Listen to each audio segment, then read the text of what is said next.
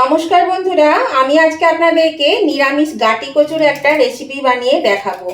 আর এই গাটি কচুর রেসিপিটা এতটাই ভালো হয় খেতে যে একবার খেলে আপনাদের মনে হবে বারবার খায়। তার জন্য এখানে আমি কিছুটা পরিমাণে গাটি কচু নিয়েছি। এখানে আমি 500 গ্রাম গাটি কচু নিয়েছি। আপনারা আপনাদের পরিমাণ মতো নিয়ে নেবেন। তো এই গাটি কচুর দেখুন ছুরির পেছন দিকটা দিয়ে আমি এইভাবে এই খোসাগুলো হালকা করে ছাড়িয়ে দিচ্ছি। মানে একটু করলে কিন্তু ছেড়ে যায়, এভাবে ঘষে দিলেই ছেড়ে যায়।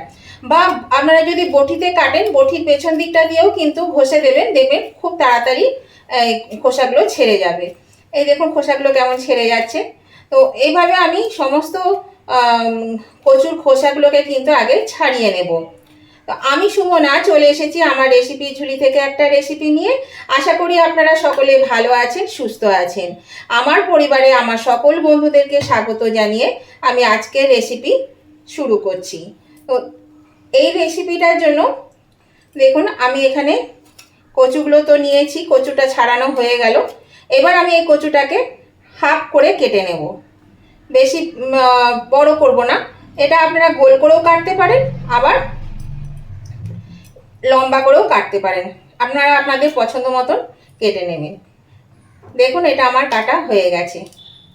এই যে আমি এটা কেটে নিলাম বন্ধুরা। তো আমি এবার বাকিগুলো সব এভাবে কেটে নেব। এই খোসাগুলো ছাড়িয়ে নিতে হবে প্রথমে পেছন দিকটা দিয়ে, তারপরে কিন্তু কচুগুলোকে এইভাবে আমি কেটে নিচ্ছি। এই দেখুন বন্ধুরা, আমি কচুগুলোকে কেটে নিয়েছি। এবার আমি একটু জলে ধুয়ে নেব। এখানে দেখুন আমি জল নিয়ে নিয়েছি একটা পাত্রে। এই কচুগুলো একটু ধুয়ে নিতে হবে, কাটার পরে একটু ময়লা হয়েছে, সেই ময়লাগুলো যাতে পরিষ্কার হয়ে যায় তার জন্য আমি কচুগুলোকে একটু ধুয়ে নিচ্ছি ভালো করে। কচলে কচলে একটু কচুগুলোকে ধুয়ে নিতে হবে। দেখুন বন্ধুরা, আমি কচুগুলোকে ভালো করে ধুয়ে নিয়ে চলে এসেছি। এবার আমি চলে যাব সরাসরি রান্নায়।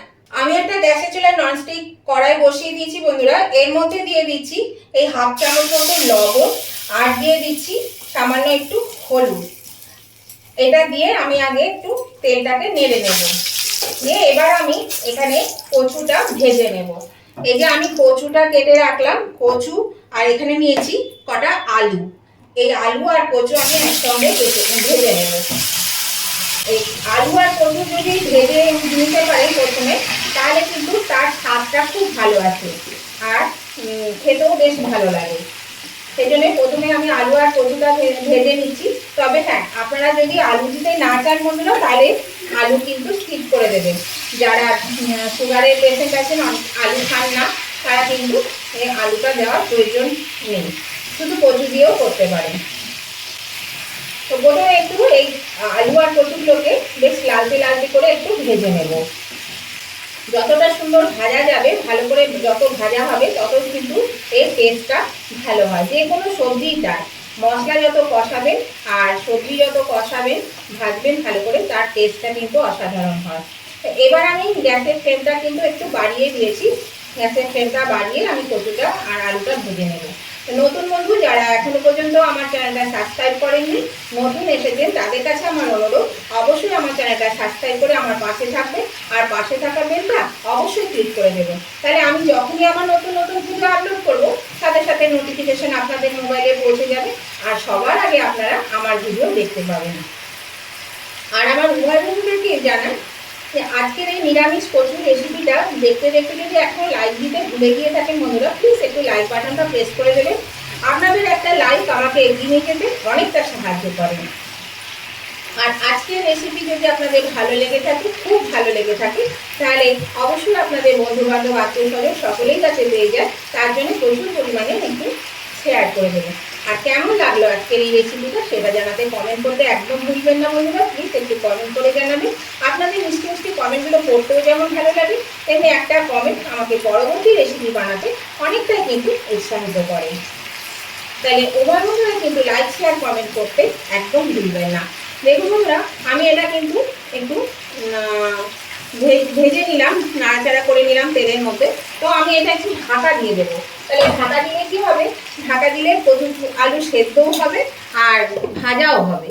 সেই জন্য একটু ঢাকা দিয়ে দিয়ে আর মিডিয়াম টু হাই আছে এটা করতে হবে। কচু আর আলু ভাজা হয়ে গেছে, ঢাকনাটা আমি খুলে দিলাম। তো দেখুন এগুলো বেশ সুন্দর করে লালচে করে আমি ভেজে নিয়েছি। এই দেখুন, এবার আমি এগুলো এখান থেকে তেল ছেঁকে তুলে নেব।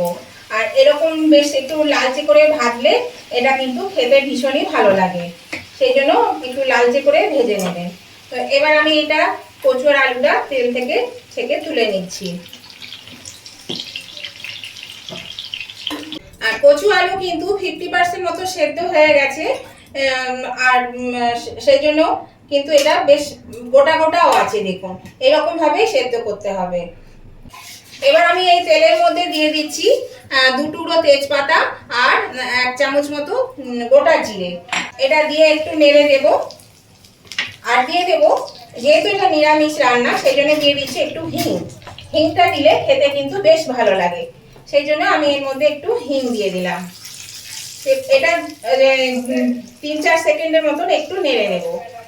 এটা ভাজা হয়ে গেছে। এবার আমি এর মধ্যে দিয়ে দেব, এখানে আমি আদা 1 চামচ আর লঙ্কা নিয়েছি 1 চামচ। এই আদা আর লঙ্কাটা আমি এর মধ্যে দিয়ে একটু কষিয়ে নেব। আদার কাঁচা গন্ধটা চলে যাওয়া পর্যন্ত এই আদাটা একটু কষিয়ে নিতে হবে। আর এই সময় কিন্তু আঁচটা লো টু মিডিয়ামে দেবেন, যাতে এটা পুড়ে না যায়। এর মধ্যে দিয়ে দিচ্ছি 2 ফোঁটা জল। এই জলটা দিলে পরে মশলাটা কিন্তু পুড়ে যাবে না, সেই জন্য একটু জল দিয়ে দিলাম। জল দিয়ে মশলাটাকে একটু কষিয়ে নেব। মশলাটা কষানো হয়ে গেছে।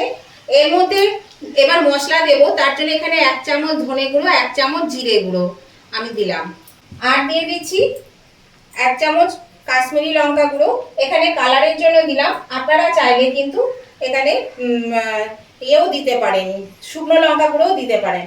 এখানে দিচ্ছি ছোট চামচের 1 চামচ গরম মশলা গুঁড়ো। দিয়ে দিচ্ছি একটু হলুদ।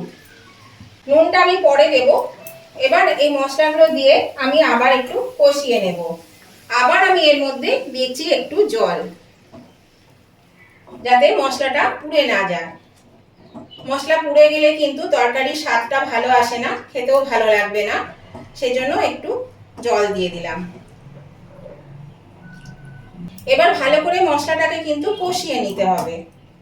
দেখুন মশলা থেকে তেল ছেড়ে দিয়েছে, মশলাতে কিন্তু বেশ ভালো করে কষানো হয়েছে। এইবার আমি এখানে একটা মিডিয়াম সাইজের টমেটোকে পেস্ট করে নিয়েছিলাম, এখানে আমি পেস্ট করে নিয়েছি, আপনারা চাইলে কুচি করেও দিতে পারেন। এই টমেটোটা দিয়ে ভালো করে এবার আমি এটা কষিয়ে নেব আবার। আর এই যে টমেটো ধোয়ার যে বাটিটায় ধুলাম, এই জলটুকু আমি এর মধ্যে দিয়ে দিচ্ছি। দিয়ে এবার আবার আমি এটাকে ভালো করে কষিয়ে নিচ্ছি। 3-4 মিনিট মতন কষিয়ে নিলেই কিন্তু এটা সুন্দর করে কষানো হয়ে যাবে। এই দেখুন বন্ধুরা, টমেটোটাও ভালো করে কষানো হয়ে গেছে, তেল ছেড়ে দিয়েছে। এবার আমি এখানে 2 টেবিল স্পুন মতন টক দই আমি একটু ফেটিয়ে নিয়েছি ভালো করে, টক দইটা দিয়ে দিলাম। আর আঁচটা কিন্তু এই সময় একদম ধিমে আছে। আর সাথে সাথে কিন্তু এটা একটু নেড়ে দিতে হবে। আপনারা জানেন যে টক দই দিয়ে কিন্তু বেশিক্ষণ রাখা যায় না, কেননা দইটা কেটে যাবে। তো এবার আমি এর মধ্যে দিয়ে দেব বাটি ধোয়া জল। এই যে দইয়ের বাটিটা ধুয়ে আমি এই জলটুকু এর মধ্যে দিয়ে দিলাম। দিয়ে এবার আমি এটাকে আবার ভালো করে একটু কষিয়ে নেব। সুন্দর করে কিন্তু কষিয়ে নিতে হবে। এবার আমি এর মধ্যে দিয়ে দিচ্ছি 1 চামচ চিনি। চিনিটা দিলাম মিষ্টির জন্য নয়, এটা স্বাদটা ভালো হবে সেই জন্য, ব্যালেন্সটা ঠিক থাকবে। আর দিয়ে দিচ্ছি লবণ। আমার কচু আর আলু ভাজার সময় লবণ দেওয়া ছিল, সেই বুঝে আমি এখানে লবণটা দিলাম। এবার এটা ভালো করে আমি আবার একটু কষিয়ে নেব। এই দেখুন বন্ধুরা, মশলাটা কিন্তু খুব সুন্দর করে কষানো হয়ে গেছে। আর তেলও বেশ সুন্দর ছেড়ে দিয়েছে, দেখছেন তো ওপরে কিন্তু তেল ভাসছে। এবার আমি এই ভেজে রাখা আলু আর কচু এর মধ্যে আমি দিয়ে দেব। এই আলু কচু দিয়ে এবার আমি আবার মিনিট 2-3 মতন একটু কষিয়ে নেব। এটার সঙ্গে ভালো করে একটু মিশিয়ে দেব, যাতে ভালো করে কষানো হয় মশলাটা আলু কচুর মধ্যে বেশ সুন্দর করে যেন মিশে যায়, সেই জন্য একটু এটাকে ভালো করে কষিয়ে নিতে হবে। যে কোনো নিরামিষের দিনে বন্ধুরা এইভাবে যদি আপনারা আলু আর কচু দিয়ে বা শুধু কচু দিয়ে এই কচুর রেসিপি করে থাকেন, দেখবেন খেতে ভীষণ ভালো লাগে। এটা ভাত কেন, এটা রুটি, পরোটা বা পোলাও, ফ্রাইড রাইস সবের সঙ্গে কিন্তু এটা বেশ ভালো লাগে খেতে। আপনাদের যেটার সঙ্গে সুবিধা হবে সেটার সঙ্গে আপনারা খেতে পারবেন। এটা খেতে কিন্তু অসাধারণ স্বাদের হয়। আর কচুতে কিন্তু অনেক পুষ্টিগত গুণ থাকে, এটা আমরা সকলেই জানি। তো সেই জন্য আর যারা ডায়াবেটিসের রোগী তারা কিন্তু এই আলু আর চিনিটা স্কিপ করে দেবেন যদি না খান, বা যারা এমনিও অনেকে খেতে চান না আলু আর চিনি, তারাও কিন্তু এটা স্কিপ করে দেবেন। তো এটা আমি এবার ভালো করে একটু কষিয়ে নেব মশলার সাথে। বন্ধুরা দেখুন আমি ভালো করে আলু আর কচুটা কিন্তু কষিয়ে নিলাম। এবার আমি এর মধ্যে দিয়ে দিচ্ছি এই বাটির 1 বাটি জল। এখানে কিন্তু এই খুব বেশি ঝোল রাখা যাবে না, অল্প করে কিন্তু এটা ঝোল মানে মাখা মাখা টাইপের হবে, তাহলে কিন্তু এটা খেতে বেশ ভালো হয়।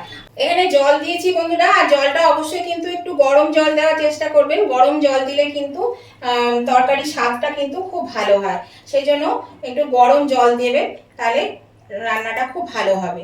তো এবার এটা আমি ঢাকা দিয়ে দিচ্ছি। ঢাকা দিয়ে এটা মিনিট 10 মতো রেখে দেবো, তাহলে কিন্তু বাকি আলু আর কচু সেদ্ধ হয়ে যাবে।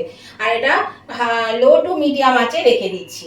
দেখুন বন্ধুরা আমি ঢাকাটা খুলে দিলাম, দেখুন এটা কিন্তু হয়ে গেছে, খুব সুন্দর সেদ্ধ হয়ে গেছে। আলু কচু দুটোই কিন্তু খুব সুন্দর সিদ্ধ হয়ে গেছে। এর মধ্যে আমি দিয়ে দিচ্ছি একটু ধনেপাতা কুচি।